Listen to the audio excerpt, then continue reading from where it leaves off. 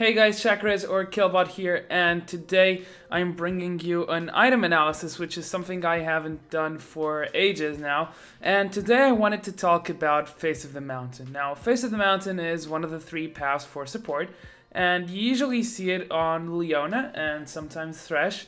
However, its recent buffs also make it a very strong tank item outside of support, so let's have a look. And for those of you who follow me or see my videos, I'm aware that I have covered this when Darien built it on Shyvana, but I wanted to touch it once again.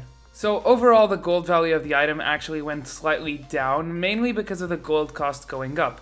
However, and despite the health regeneration being toned down, it has been buffed in flat health, up to 500. Now 500 health is quite a lot. Let's put it in line with other health items. So now looking at the table, which should be on your screen, Face of the Mountain is actually 3rd in terms of health items, in line with Realize and Randuin's, and is just beaten by Warmogs and Frozen Mallet. This means that it's actually a very good tank item, albeit that it doesn't give quite the defensive stats as Randuin's with all that armor. It does give a ton of health regeneration and CDR, usually good stats for your tanky Nasus, your tanky Shyvana, Mundo, Renekton, Singed, Cho'Gath, etc.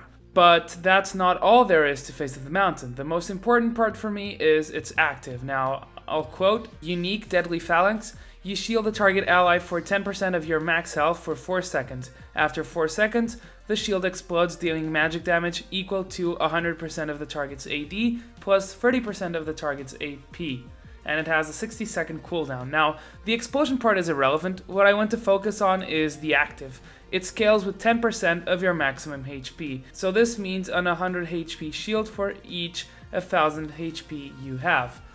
Now, 3000 to 4000 HP is actually common on some of these super tanks. Giving a teammate the equivalent of a Giant's Belt in health is no laughing matter, and I personally think that Face of the Mountain may have its uses if you're a top laner and want to protect your carry from incoming burst.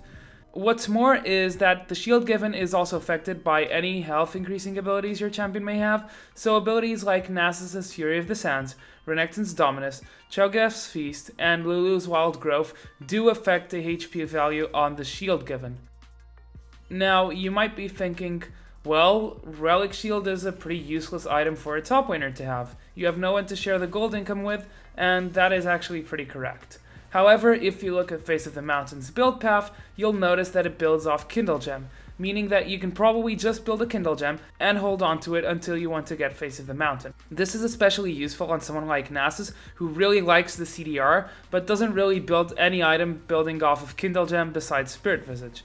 Not to mention that Kindle Gem is a rather cheap item for a slot that gives health and CDR. Now, it may be a good item to build after the first defensive item and to sit on it until the big team fight starts.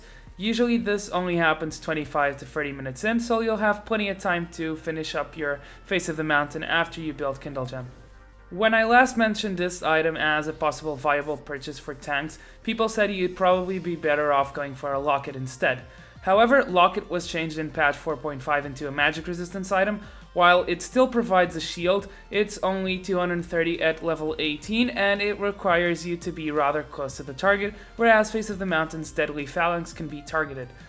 Not only that, the shield is actually much stronger. Provided you have more than 2300 HP, you'll give a better shield than Locket. So overall, I feel like Face of the Mountain might be a really good item to protect from single target or AD burst. Locket does have its uses, but I think it's now suited towards handling double or triple AP comps, say something like Fiddlesticks and Ziggs. So yeah, that's all for today. I hope you guys enjoyed the item analysis. I am planning on doing more, so if you'd like to see an item analysis on a specific item, please do tell. I've heard quite a lot of you want to hear more about Lichbane, so we'll see about that, and until next time, I'll see you guys in the Rift. Shakarez signing out.